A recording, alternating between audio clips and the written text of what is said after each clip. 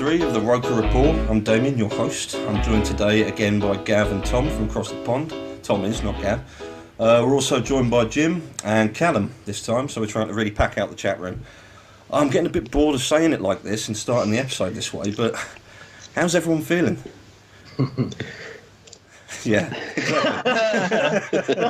There is no real answer to that question. Well, I'm about 100 foot from the beach, and yeah, just drive. I might literally drive straight into the sea. It's getting worse. Last week was a tree. This week's the sea. Yeah, so. Just straight off the pier. No one will blame you. It'd be an epic way to go as well, to be fair, on the podcast. Give us some national coverage. Well, Sunderland fan tops himself on podcast. Yeah, we might get some good views though. Yeah, I know. Any publicity is good publicity, right? just as a start point. Sorry, mate. Just a start point. Really, obviously, yesterday the game was horrific, wasn't it? But having dwelled on it for a day, it actually feels worse. I couldn't believe that. I thought I might feel a bit better about it today, but I mean, the more I've thought about it today, the more I've just hated the idea of how bad we were yesterday. It was such a typical performance. I could see it coming. I mean, I was talking to the lads in the Roker Report chat on WhatsApp, and I said we will find a way to knock this up, and we did. It was almost as though we gave Palace the win. They didn't play particularly well.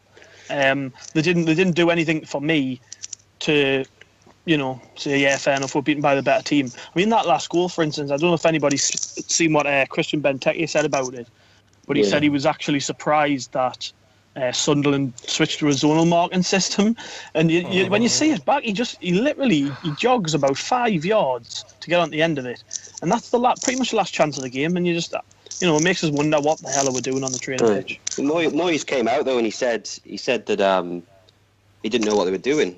Like, he wasn't sure what they'd done, why they'd started marking that way. But if you see them, they're all lined up along the 6-yard box. Yeah.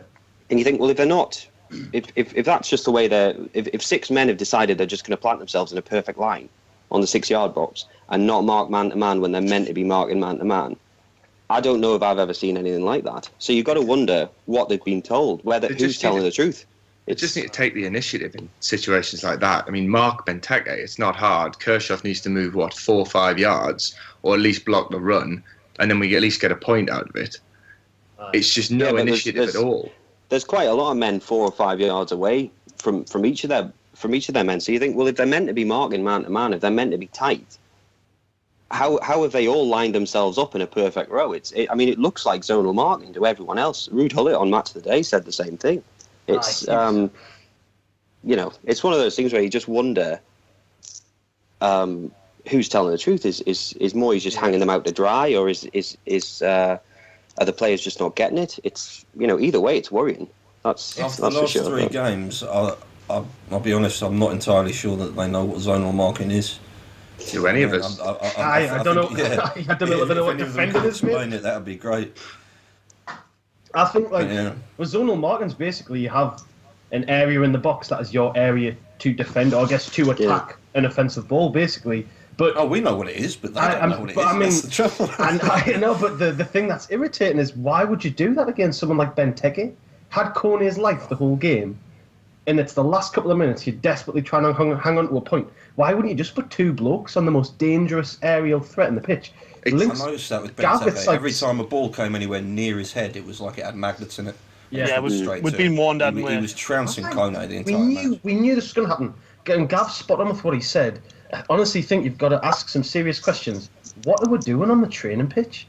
To not be able to defend a ball in the 90th minute when you know there's a man in that box who is prolific in the air. What is the preparation that gets you to that point? That's basic. They're not practicing set pieces, are they? Because it's basic mistakes. Every single thing, defending or attacking, it's like they haven't got a clue what a set piece is. It is. So I agree with you, Tom. I don't know what they're doing on the pitch. Jim, you're spot on, mate. It is basic mistakes. It's not as if we're playing ourselves into danger at all. We look like we don't have a clue the other end of the pitch. Yeah. Takes Joe Ledley to swing in the perfect through ball for Defoe to get the first. The rest of the game, we fed on scraps, and You bang on, it's basic errors. And I think that's... Stop the cross, close down your man, work for your teammates. And also, don't give away silly fouls. I mean, the free kick was questionable for their third leg, but why give the ref the decision to make? It's bad game management, again, and it just shows a lack of nous from our players. They're not keen enough. It's the same basic errors game after game. And as soon as they got that one back, 20 seconds after we scored, I said to the people I was watching the match with, I said, we'll get beat 3-2 here. Right. It had Sunderland written all over it. It's just classic Sunderland. It's shocking. Like, Gav, you always have like quality opinions on this. What do you make of what Moyes is saying, like, in the press? How do you view, if you were a player, how would you view that? Well, the way he came out and effectively pinned all the blame on the players was baffling to me, because it wasn't just decisions made by the players which cost us the game. You could point to the fact that we didn't make substitutions quick enough. You could point to the fact that the wrong substitutions were made. You could look at things even further back and think, what does it tell the players when there was a player mid-week, scored 2 goals? I know he's not a fan favourite, but if the players are being given opportunities to win a place in the team, and at the first port of call, they're dropped in favour of the likes of Januzaj, who's never turned up all season, let's be honest. And then, for me, I think when you're making big decisions on players and they're the wrong ones, it just tells the players that, well, there's a massive split, really. The players aren't going to show faith in a manager who doesn't show faith in them. And really, I thought, although, yes, the players were largely to blame for the way the game ended, especially the marking at the end, I mean, that's pretty basic. Any leader on the pitch should be telling them, who to pick up and things and so on. But even still, Lee Cattermole being taken off ahead of Kirchhoff, who was very poor yet again. And then there's Moyes coming out at the end, pinning all the blame on the players. Well, sorry, but if Lee Cattermole had been on the pitch, I'm pretty sure he would have had somebody marking up on Benteke. Do you know what I mean? Well, things like that baffle me. I don't know. I don't know if it's just me, but when I listen to the manager talk, I admire his honesty on occasions, but coming out when you've lost a game like that and not taking any of the pressure off the players, what good's that going to do really going down the line? They're babies at the end of the day. They're overgrown babies who need an arm around them. They need to be told they're brilliant.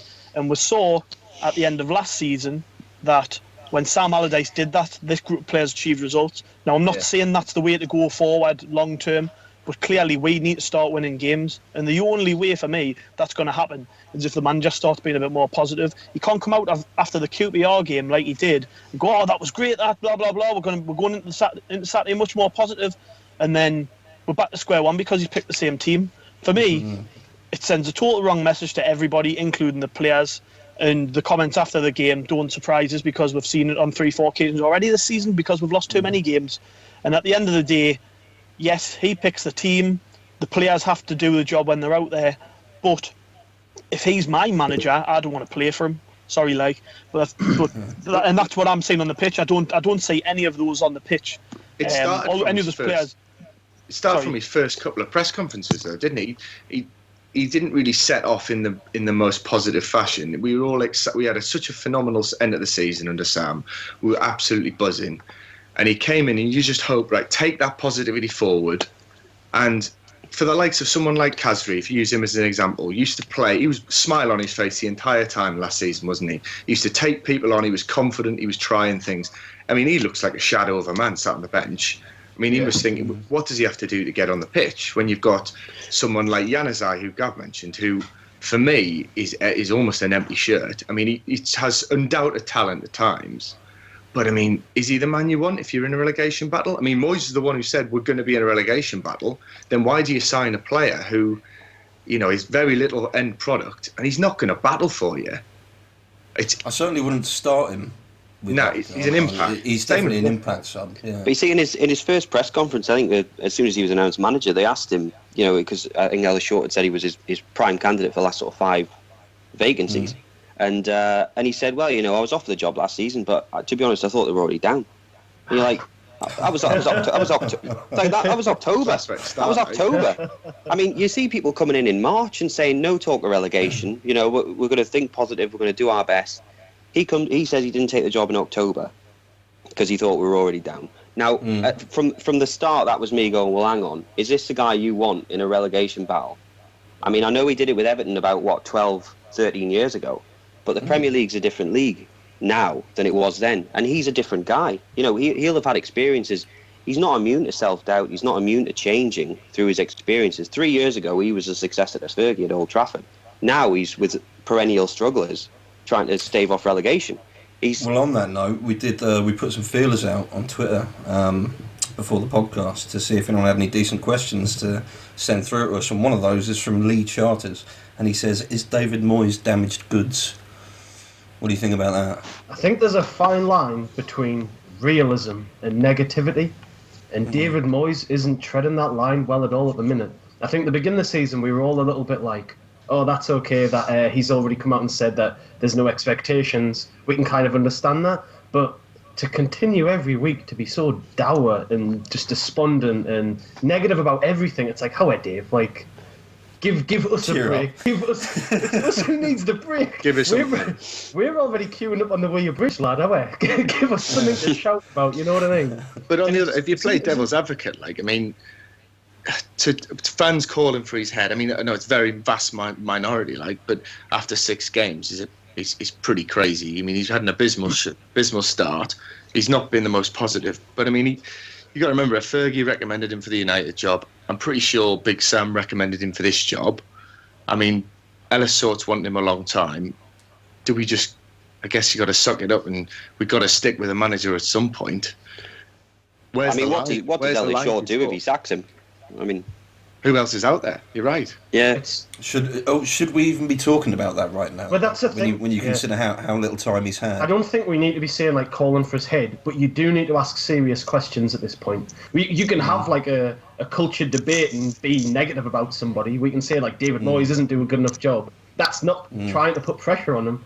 That's us using his own tactic of being realistic. And, like, weeping into it. David Moyes will be listening to this on Monday. Handkerchief in hand. Oh, they don't love us all. No, but I'll just add in there, like, obviously we knew what we were getting from David Moyes because he's managed at the top level a long time. We knew his teams don't play fancy football. We knew that he would get a team very organised, or so we thought. And we also thought that in terms of recruitment, he would bring in a good core of players who he feels would carry us forward. He even said that himself. He said that the players I'm signing are long-term additions, you know what I mean? So players like McNair and so on, he was thinking of those for the long term, not necessarily now. But the problem really is that I feel on so many levels we've got player recruitment badly wrong, and it was really evident at the weekend, because when we needed an outlet, we brought on Victor Anichebe. Now that's our plan B to Defoe. Yeah, that's our plan B to Defoe. We don't have another option.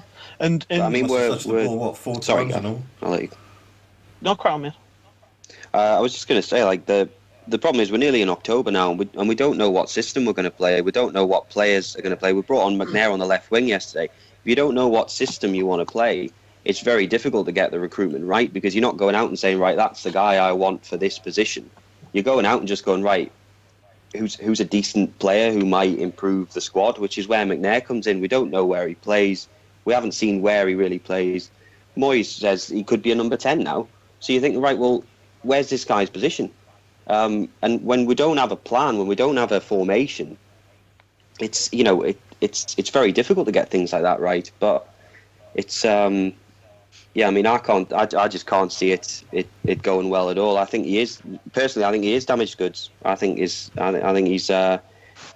insulating himself from this fight backfiring on him, and he's trying to blame everyone else. He's constantly hitting the buzzwords of long-term project. This is all about youth. Everton, big task, big job, and all that sort of stuff. He's certainly tried to ease the pressure off himself. Yeah, like with regards to his recent past, his managerial history. it's definitely, it seems like it's stuck in his head that everybody's looking at him and judging him for Man U, judging him for Sociedad.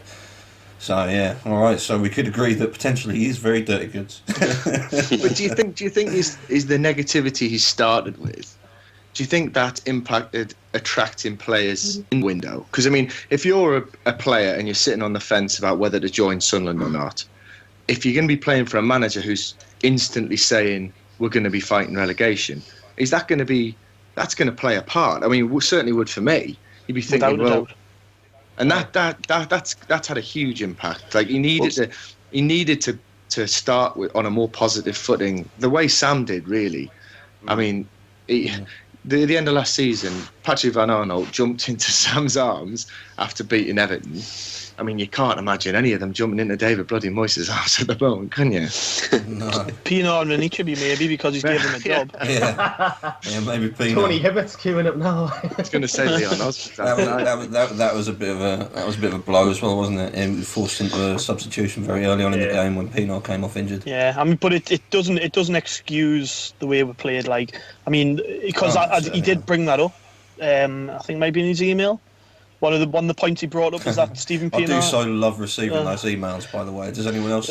Well, I have to analyse them. We must do better. Yeah, no shit. Man. I have to analyse them in quick kicks every week. You know what I mean? So I have to see through his comments and try and work out what he's trying to say. But I mean, he did. One of the points he brought up was that we suffered an early injury and it didn't help matters. But I mean, we had the game won. We were 2-0 up against a team who, for me, couldn't keep the ball. They weren't attacking us very well. And then you go 2-0 up, and within a minute concede a goal, and that, to be honest, that goal should have been the warning that we should have heeded, and we didn't. The two things that really should have had alarm bells ringing: one, we need to make changes while we're ahead, and two, let's start picking people up when those crosses are going into the box, which obviously we conceded. Game management again, basic game management, and you look at Southampton today. I mean, they went 2-0 up at West Ham. And what did they do? They saw the game out, they managed the game, they changed their approach. What did we do? We went 2-0 up and we dropped as deep as you possibly can get. And you think, then just, again, I said it before, they need a bit more nous.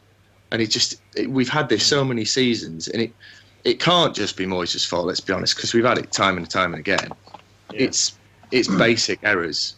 I think one big issue with this idea of it can't just be Moyes' fault is both David Moyes and Martin Bain came in and decided to just restructure everything to how they thought would benefit them. So like Moyes came in and he kind of, I wouldn't say dismantled, but he definitely didn't utilise the system that got us playing relatively well at the end of the year last season and actually kept us up. And then Martin Bain comes in and rearranges a lot of the backroom staff. And as far as we can tell, it's him who's in charge of the deals now.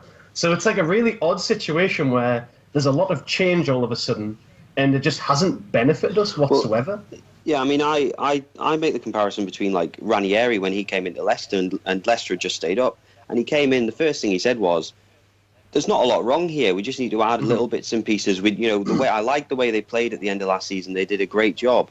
Let's just add a few things. Let's not go crazy." But Moyes has come in and gone, well, no, let's go for mostly British. Let's get lots of youth in. He's clearly abandoned the 4-3-3 system. He doesn't fancy playing Khazri. He didn't want to bring in Yedlin. He failed to bring in Mvila. And you're thinking, these are all things. If you had watched from January to May of last season, and you saw not just the results, but the performances that the players were putting in, not all the time, but a lot of the time, you would go, right, well, if we haven't got a lot of time and we haven't got a lot of money, let's just keep this squad together and let's add little bits and pieces. But instead, he's come in, he's torn it up, and now he's saying, well, I didn't have a lot to work with. And you think, well, no, if you're talking about responsibility, Dave, then you need to take some responsibility for the approach that you've decided to put in place for this season. That to me seems clear as day, but he's running this campaign that he's been left this barren wasteland with which to work with, and you're thinking, no, mate, I was there at the end of last season. I saw what you were left. And all it takes is for you to go out and sign Yedlin, go out and sign Mvila. I mean, we don't know what happened with Kabul exactly, but it's just look. Yeah, Yeah. Sorry, cut you off there, mate. I didn't mean to. But, no, it's all right. With Kabul, is it becoming increasingly as evident to everyone else as it is to me that Kabul was the reason that our defence was so solid? Yes. Especially towards the end of last season, because we've got Team Kone and everyone was like really panicking about him going to Everton and things like that, and it's like, if we lose him, we're knackered. And then you've got this aging captain, obviously, as they tend to be, but he got slated at Spurs before we bought him. Everyone was like really chuffed at Spurs that Daniel Levy managed to get $4 million out of us for him. And he got slated everywhere, and then he proved every single critic wrong. And it shows now in the times when he's absent, not just the skill set, the variance in skill set or ability between him and Djilobodji, his replacement, but certainly holding that back line, holding them Kabul together. Was obviously the organiser. I mean, he obviously very vocal. I think he was a very popular man in the dressing room as well, by all accounts. And if we've spent, was it $4 million on him, and you've let him go for $3.5 million, that's got to be the worst piece of business I've ever heard in my entire life. I mean, in the current market, that's absolutely dire. It really is. Well, this is it. From all accounts, he forced through the move. Yeah, but it brings us back to what we were saying about David Moyes. We should be able to say to him, no, just stay until January, or just wait until we've got an apt replacement in. I mean, Djilobodji, for me, I mean, at times he makes like Matthew Kilgallen look a good player. I mean, he's all over the place at times. This is something that concerns me, actually. We're talking about going up against West Ham, obviously, in a few weeks. And watching them today as well, the problems they're suffering at the back. I mean, for me, at first, that's a really hopeful thing. I'm looking at it and thinking, we could actually get 3 points from that game, because that's what we've come to now, isn't it? Looking at it, it's almost like when Allardyce came in, and he broke it up, didn't he, into like periods of 4 or 5 games, and we had a certain points tally to get from those games, and that's what we've had to start doing now as fans. We ourselves are looking at the fixtures and going, well, which of these is actually winnable for us now? Crystal Palace was a winnable game. Southampton was a winnable game, but our defence just torn apart. And that's probably, I mean, that defence that started yesterday is probably the strongest defence that we can put out. You would have thought so in terms of the reputation of the players, and now they're talking about, if you're talking about bringing O'Shea into that defence, you're thinking, right, well, how many times have we tried to move away from relying on John O'Shea and Wes Brown in the last 5 years? And now we're talking about him possibly having to come back in and solidify that defence again when we've just spent £8 million on a new centre-back and given the other one a £90,000 a week contract. It's... Well, this is it. One of the questions we were sent earlier, one of the tweets we were sent was from SAFC Dolphins, and they were asking, should we not play 3-5-2 using PVA and Mankio as wing-backs and bringing O'Shea to steady the ship? I don't think it makes a difference what formation we get set to. If we can't do basic things right and we can't communicate with each other, we could have Messi up front and still have that defence. And as long as we're not communicating with each other, it makes no difference to the game. I think you're totally right about Kabul. I think maybe we all underestimated the influence he had maybe in the dressing room, or at least on the pitch. He must have been a real sort of guiding figure to some of the squad, because we've missed him so much. We've missed him so much, and maybe John O'Shea's a quick fix, and it's just a matter of time before Djilobodji comes good. First time I've ever heard anyone say anything like quick with regards to John O'Shea. But I mean, if you look at last year, Kabul was awful the first couple of months of the season, and it took him a while to bed down. I guess maybe it's naive of us and David Moyes to think Djilobodji was going to be a quality player from the off. In all honesty, maybe he's 20. Is he 27, 28? I mean, he's not young. He should be. He should be able to come in and slot into that defence. That's what I'm saying. $8 million. Kabul couldn't do it last year, though. Like, we brought Kabul in, and it took him a while to look good with Kone at the back. Yeah, but you would say that. I mean, Kabul obviously had a lot of experience in the Premier League, where Djilobodji, has next to none.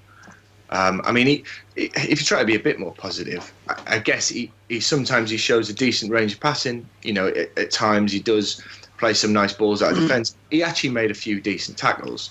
I think he just needs someone alongside him to coach him through it. And Kone's not that man at the moment, who was equally as poor, if we're honest, lads. I mean, he didn't cover himself in glory yesterday either. Yeah, well, I actually thought, and I said it in the player ratings, that Kone was the worst of the two. I thought Djilobodji did a lot of covering for him, didn't play particularly well regardless, but of the two, he was probably the better, which says a lot about how bad we were at the back. And for me, the fact Corney isn't standing out in games anymore says a lot about who was partnering him last season. It was like we've already alluded with Kabul.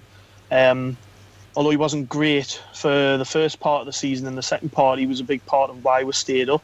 And on top of that, he was a big part of why Corney was such a success, because obviously having that French-speaking, experienced Premier League centre-half playing alongside him has made a huge difference to how he settled in here. And obviously now, the onus is now on him to be the experienced Premier League leader with Chilabodji alongside him. Rated as well, no less. And then there's a lot of expectation there, isn't there, now, because he's on a $90,000 a week contract, and we know that Everton were prepared to pay 25-30 million for him. So there's a lot of expectation for him to be a success. But I'm not seeing the same passion, confidence, I guess, from Corney, which I guess is indicative of the whole team, because pretty much all of them are playing like that at the minute. So it's really down, for me, like I've already said it earlier in the conversation, they're babies and they need to be told how brilliant they are.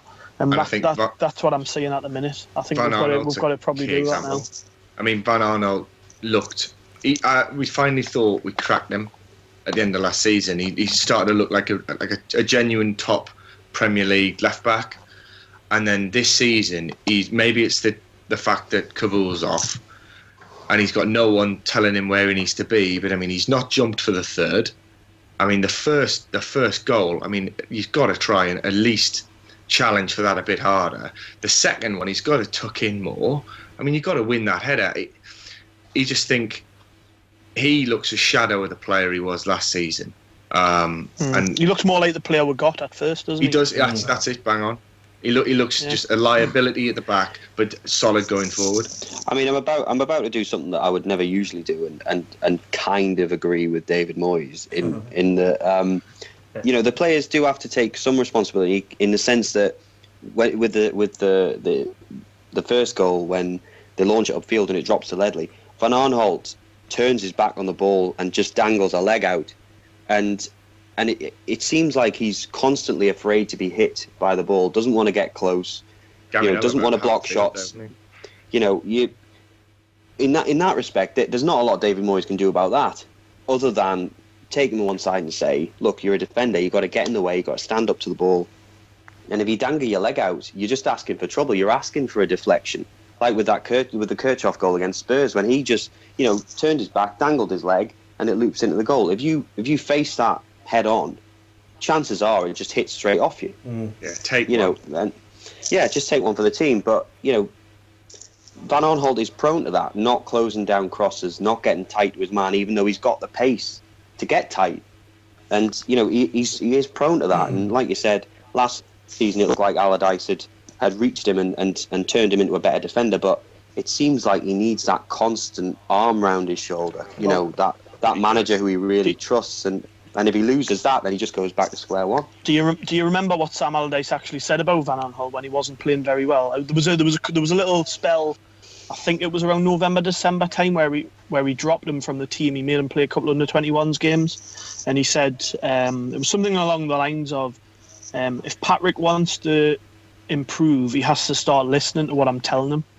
It was something along those lines. He was kind of saying basically he does what he wants. He doesn't listen to any of the advice I'm giving him, and it feels as though that's kind of what we're saying now. He did improve massively last season. For me, he was our most improved player. And then obviously, like I've already alluded to, we're seeing the Patrick Van Aanholt which we got when we first signed him from Chelsea, and he seemed to just wander and not really put himself fully into defending, which is primarily his job. You like to see him get forward, and he's an asset going forward. He contributes a lot, really, when you consider 4 or 5 goals last season and a couple of assists. That's a lot, really, for a fullback. But it's not his primary job. You've got to say, he's actually probably our second most dangerous player. You're looking at your fullback as actually someone who might get you a goal. I mean, if you're moving on to going forward, I mean, if Jermaine Defoe doesn't score, we don't score goals. No. I mean, the first goal's put on a plate, but he still has a lot to do. Jermaine, there, he shrugs off the defender. It's a cracking finish. The second goal, some people could say he is a bit offside, I think, for the initial shot, but he's just a predator. To look on a positive side, Jermaine Defoe's just class. He's class. I couldn't agree more, to be honest. We've got the foe, it's fine. Couldn't agree more, he is class. Couldn't agree more, he is class, but yesterday he scored twice and we didn't win. Yeah. That's very worrying. Yeah. But the thing is as well, we scored twice, but we didn't. It was bizarre. And someone mentioned earlier on I was talking to, they said, in a way, they're kind of glad we didn't win because there's a lot of cracks that would have just papered over. We didn't create the first goal. There was a fair bit of good fortune about the second. We're lucky that we have someone as predatorial as Jermaine Defoe in the opposition penalty area. But in all honesty, a lot of the time we don't look like we're going to create a goal from it. Comes from no pattern, is there? There's nothing no pattern going forward. And you think last season it all came through Kershaw. I'm his biggest fan. I think he's one of the best players I've ever seen playing a Sunderland shirt last year. I mean, last year he looked top class. But this year, I mean, yes, he's missed the start of the season due to lack of fitness, but he's not set the world alight, and we need him to come to the forefront, especially if he wants a new contract. We've actually got. I mean, he's not. We've got from Twitter. Sorry, mate. It's Kieran Woods who's asking, "Is Kirchy as good as we thought?" So I think we're alluding to that. I think we've got to give him a bit of time to get fit again. But I mean, he at times last season he just ran matches, and we played at his pace. And this year, whether it's because we don't have Villa alongside him, he just looks like he's a half a yard off the pace, and he's not got as much time on the ball. Yeah, strolled around a lot yesterday. Did anybody else think though last season he wasn't necessarily a defensive midfielder? He just sat in the middle and, like you said, he dictated the tempo. I feel like him and Ndong have almost switched roles this year, and they expect Ndong to play higher up the pitch and Kirchhoff to be the more defensive element. Ndong was he was an engine, to be fair to him. Oh, yes, I could see him trying to G up. Defoe scored 2 goals, and then Ndong is still trying to G him up, saying, "How like you've got to close down," you know. He's like I would like to hear Ndong say "Howe." That would be kind of Yeah, we've got on that note as well a similar one. Another question we've got. I'll give you the last question we've got on this note. It is about our midfield. So, what are our thoughts on playing 3 defensive-minded central midfielders? Because the link from midfield to the foe is non-existent. Would a more attacking mid link the two? Well, yeah, but we've said that. How long have we been saying that for? I think even last season when we were doing all right. Well, I thought even last season when we were doing well under Allardyce, people wanted Kasri to go into the number 10 role and maybe play a different system. But we've been crying out for a number 10 for a long time, and no manager that seems to be given the poison chalice seems to want to put anybody in a number 10 role. I don't know what it is. I think the only time I've seen us do it in recent years was when Giaccherini played there behind Wickham, and we got a bit of joy from it.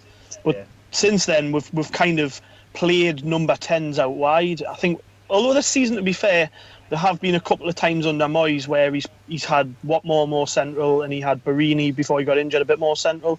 But it's not a traditional number 10. I really want to see somebody who can put dangerous balls into dangerous areas. Because you've got a striker like Jermaine Defoe who hangs off the last man, naturally you would put your best passer in behind him just to try and feed him. Do you know what I mean? Because he's shown over a long period of time that he is capable of scoring goals when fed in from behind. So what we do is hoof it forward. Well, what we do is hoof it forward rather than do that. It makes no sense to me. I don't know whether it's because they're scared that we're being too top heavy, and that in turn would affect our defending. But let's be honest, our defending's that bad. We need to try something different, and that goes from back to front. I think you're right. And if you're looking at that player who could play at, say, at the front of a midfield 3, to be honest, the only man we've got, I think, is Stephen Pienaar, who could probably play there. I mean, I actually was very surprised at how decent he is. I start the season, I thought that's a waste of wages, if I'm completely honest. But he looks a very accomplished footballer. He looks calm on the ball, and to play him out wide when he doesn't really have any legs, that to me begs belief. Yeah. But you see, to me, the answer to our number 10 problem is out on loan in Turkey. I mean, for me, I know Lenz isn't the best, isn't the most popular player. He doesn't have that kind of enthusiasm. He looks like he sulks a lot. But in the games where he played central attacking midfield last season, Arsenal away in the cup, and he played Swansea away there in the league as well. Yeah. I thought he ran the game, and this season he started as one of our best players. He came on, he changed games. The Borough game, he set up Van Aanholt's goal with holding the ball up and a lovely little pass inside to Watmore, and you think, why is he out on loan when we're crying out for a player like that? I mean, like I said, I know he's not that blood and thunder player that fans like, but in terms of quality, I don't see why we keep, Gav mentioned Giaccherini as well. We keep letting these players go because we don't want to find a formation for them. But I think you're right about the formation, Callum. I think Moyes and the backroom staff have thought that, we're going to play with some width this year, and if we play Adnan on one wing and maybe Barini on the other, they can cut inside and we can create chances that way. It just hasn't worked. Like, using wide players has not worked. Duncan Watmore's not a wide player. We continue to insist on playing him as a winger. If anything, we need to kind of take a step back and think, okay, the width's not working. We're not getting enough quality delivery at Jermaine Defoe. How else can we do that? And like Gav just said, if you've got somebody who's so fantastic at playing on the shoulder, why not play somebody in behind him? We mentioned about the 3 defensive midfielders from the question on Twitter. Why not? Play 3 central midfielders to try and hold the middle, and then play somebody just in front of them, and let him and Defoe try and dictate the game. Or you can play the 3 defensive midfielders, and you can push the fullbacks up to get your width, and then you've got the wide players of Januzaj or Kazri or Barini who can tuck in and give Defoe that support when the ball is going up to him, because the ball, he tries his best to hold the ball up, but with the best will in the world, he's not the biggest guy, and against centre backs like Delaney, he's just not going to be able to hold the ball up for long. So if you can get bodies around him, then you're going to make life a lot easier for yourself. So those 3 defensive midfielders would give the fullbacks that license to push up and be the width, and the wider players can tuck in and support Defoe. But I think David Moyes doesn't know his best formation, and he's struggling to find it, and he better find it quick. I'd agree. I mean, on the lens point, just very quickly, Gavin, a lot of teams seem to, they buy small and then sell big, and we seem to sign these players like your Giaccherinis and your Lenses for 10 million quid plus or whatever, and we've let him go for free on a loan. And you think, that's another example of the poor business that we've done this summer. They've let a player go when we knew we were already light in those positions, and you look at the bench and you think, other than an Ichibi and Kazri, who he obviously doesn't fancy, there's not one player there who can change a game. None at all. And well, Paddy McNair can come on and score a few.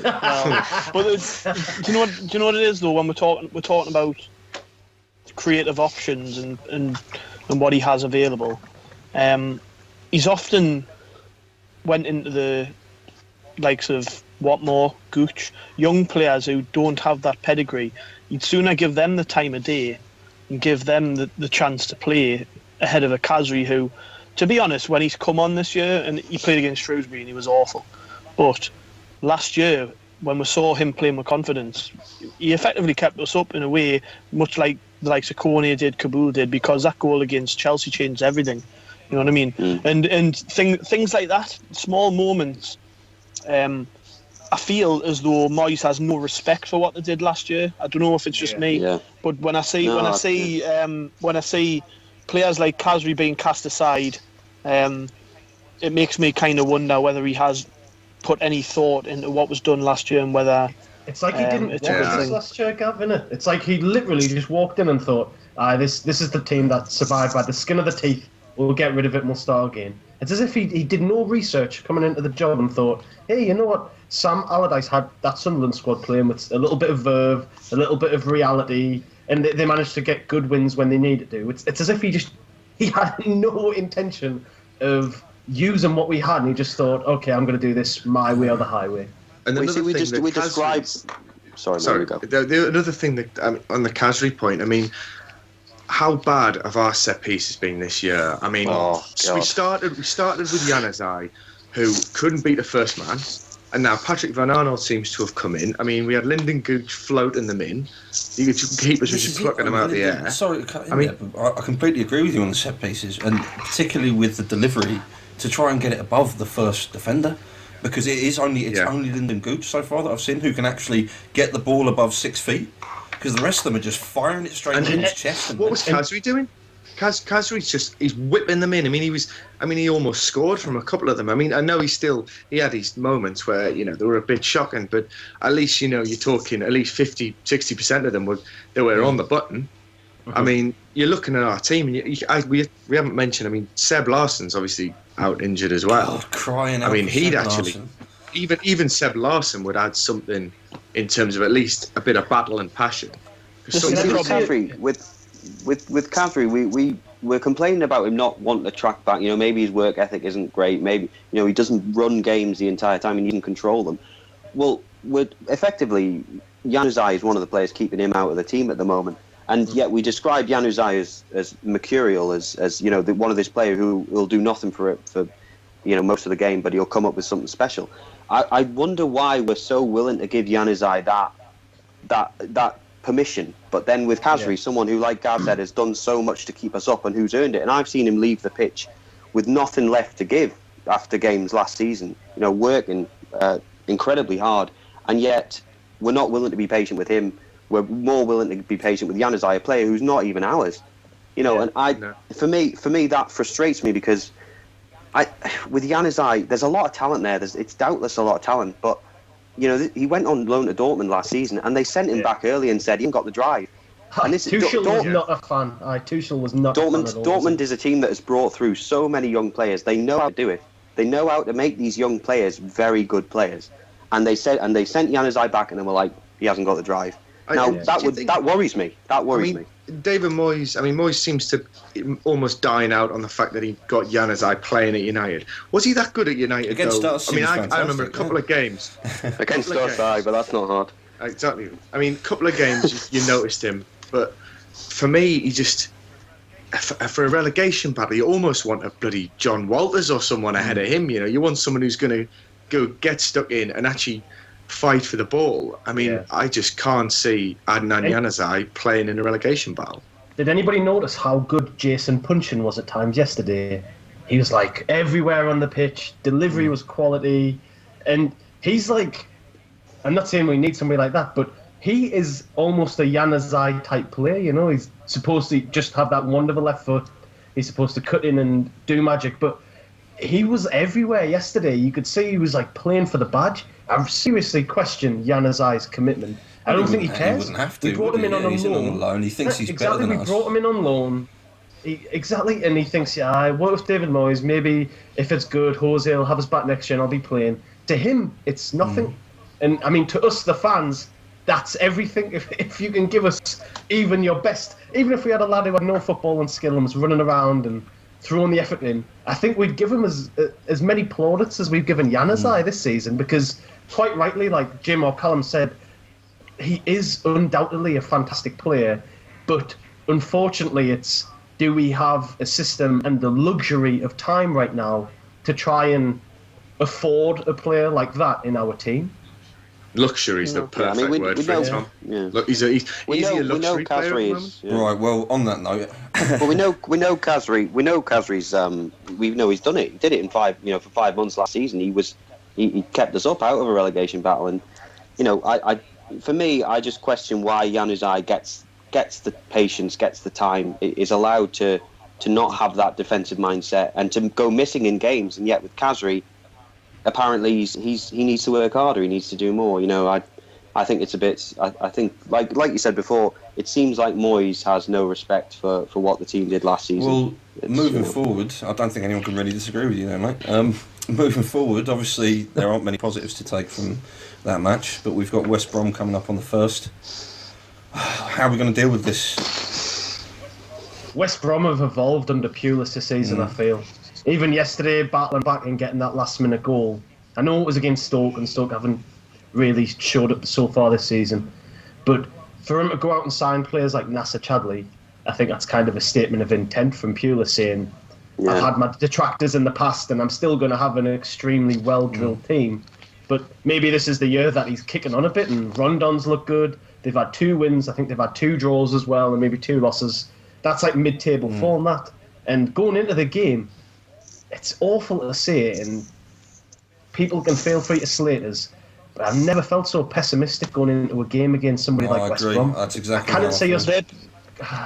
They are pretty much the worst team we could play right now, because we saw last year when they turned up at the stadium and just sat behind the ball and frustrated us because they knew we had very little to offer.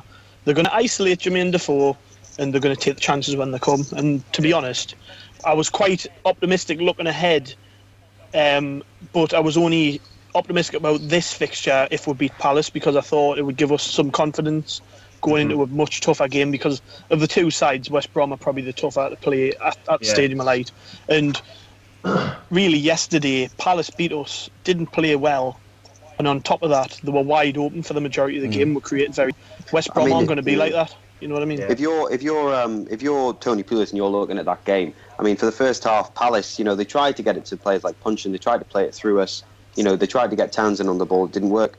2 set pieces and a long ball, across a set piece and a long ball, and they've got 3 goals. If you've got Rondon up front, you're Tony Pulis, you would be testing Djilobodji and Kone with high balls all day long, because that was our undoing yesterday. It was the crosses into the box, the high balls, the set pieces. If you're Tony Pulis, you're rubbing your hands together looking at that. Yeah, pretty much. That's it, isn't it? I'm with you. Down now. I just have that image of Tony Pulis cackling on camera from last year. All I can think about is the form put past West Ham. No, but let's be honest, lads. We've pretty much been the most. It's probably the most negative podcast ever created. This, but nothing. Do you know what it is? Nothing we've said today is going to shock anybody, because everybody's feeling this way, and especially going into the game next week. I'm going to be interested to see what David Moyes has got to say, because although he was a bit more positive because we beat QPR, generally speaking, whenever we've lost, he's really been quite harsh in front of the media, and I'm feeling he's going to be pretty much the same this week. And he's going to be looking at a team like West. If you're the manager of Sunderland and you've not won a game all season, and the players aren't really playing for you, and you can't seem to get into any sort of flow, especially at home, you're going to really fear play against West Brom. And they're going to come here, they're going to set up to defend first and foremost. They have a striker who can score goals. They've got a creative midfielder in Chadley, who is proven at this level as a top player for me. I thought he was brilliant at Spurs. Even though he was in and out the side, he always came up with something. And they're going to be confident, as with their fans. And it's like I said, I think I said it last week on the podcast, to be honest. I think I said the exact same thing. Any team coming to Sunderland or playing Sunderland is going to fancy 3 points. That's just the way it is. From promoted teams to the top teams, we are a fixture on their list. Where the it's just got smiley faces on the calendar, isn't it? It's circled in red marker with smiley faces and a little cake and some wine. Especially watching that, it's like we said before. How many of those goals scored yesterday would you have expected from a Pulis side? Really, they're like long balls, crosses going in, set pieces. They're going to hit us like mad for those, and really, it's going to take a big shock to the system for our players to even turn up and get a win, because from what we saw yesterday, they've got no fight. They haven't got any bottle on set pieces. They don't seem to be particularly bothered that we're losing games. Although people they'll tell you that they do, but at the end of the day, we're not seeing it on the pitch. And next week we have to see a miracle, really, in my eyes. And I can't believe I'm talking about a West Brom home game. We need a miracle like to beat West Brom, the Titans of West Bromwich Albion. We do. But yeah, pretty simple. They're not that good, but they're pretty much the worst team we can play. And I'm absolutely gutted that's our next game. I'd much sooner be playing a Man U or a Chelsea than just West enjoy Brom. the day sort of thing. That would be nicer, wouldn't it? Instead of sitting there with your head in your hand. Right, well, on that note, to round us off then, quick predictions. I know no one's feeling it, but got to do it. What do you think? Yeah, 3-0 Sunderland, and each of them I think we'll beat them. I'm going to stick my neck out. I think as long as they work on the basics during the week, if they get the basics right, I'm going to go 1-0. 1-0, bouncing off Kone's arse in the 94th minute or something. Where's Danny Graham when you need him? Exactly. Sorry, lads, 2-0 West exactly Brom. the same thing. Really not feeling it like. What about you, Callum? Yeah, I think probably a scrappy 1-0 West Brom win. I just can't see us scoring against their defence, and I can't see them not scoring against. So yeah, well, let's all hope that Tom's got it right and we'll get a victory in Ichibi hat-trick. But even if we do, we'll manage to lose 4-3. Can you imagine? So it doesn't really make a difference. So, all right, thanks for being on the show, lads. Thanks for that. Another good night, another roundup of fantastic Sunderland news. Thanks for joining us on episode 3. We will join you again next week, same time. Look out for us on iTunes this week. We'll be getting up and running the next couple of days. So yeah, subscribe. Always good to know that you've got this to look forward to on a Monday morning, isn't it? Hopefully next week we'll have something better to bring you. But until then, take care from the Roker Rapport. Bye-bye.